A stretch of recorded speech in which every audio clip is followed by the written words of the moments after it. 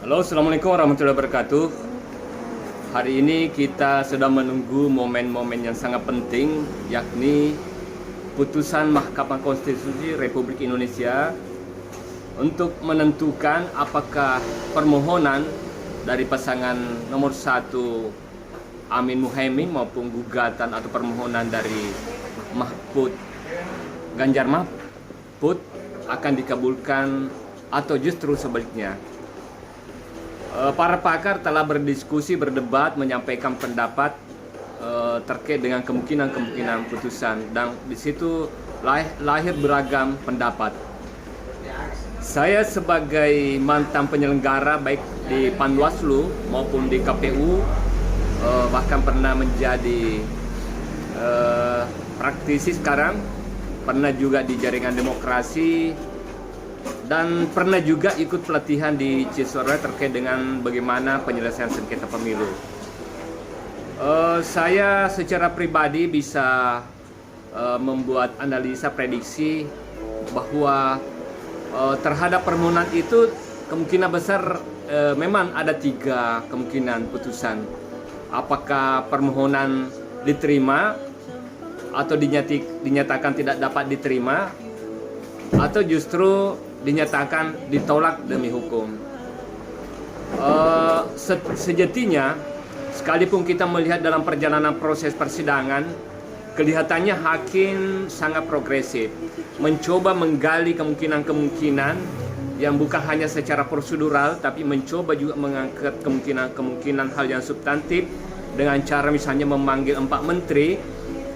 Itu kemudian dalam rangka mencoba mencari kebenaran, bukan hanya prosedur tapi bagaimana mencari kebenaran substantif. Akan tetapi kelihatan memang dalam perjalanan itu hanya MK mencoba meyakinkan dirinya, memperlihatkan kepada publik bahwa sebenarnya Mahkamah Konstitusi itu tidak sekedar sebagai mahkamah kalkulator hitung-hitungan. Sekalipun dalam pengalaman kami yang terpenting adalah memang MK adalah sengketa hasil. Maruahnya adalah hitung-hitungan angka. Jadi apapun pelanggaran apapun itu, dia mau manipolitik, pelanggaran-pelanggaran keterlibatan aparat, itu sebenarnya harus berkorelasi langsung dengan angka-angka. Katakanlah misalnya ketika terjadi manipolitik di daerah tertentu, apakah ada korelasi antara manipolitik itu dengan hasil angka itu? Apakah dengan menjanjikan uang atau memberikan uang itu berkorelasi dengan angka? Dan itulah kemudian menjadi penilaian untuk menentukan selisihnya nanti. Namun kelihatannya memang dalam perjalanan persidangan yang mulai digelar di awal-awal itu kelihatan bahwa jarang kita mendapatkan pembuktian secara angka atau selisih hasil, sehingga diduga kemudian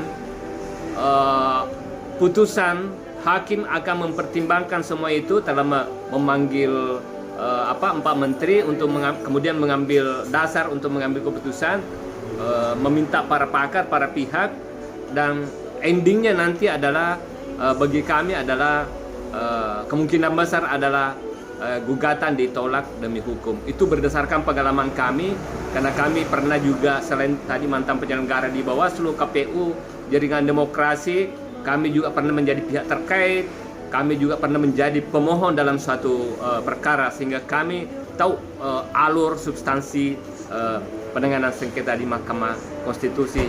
Ujungnya adalah gugatan tidak dapat, gugatan ditolak demi hukum. Saya kira itu pendapat dari saya. Saya Abdul Rashid dari daerah Kabupaten Sopeng.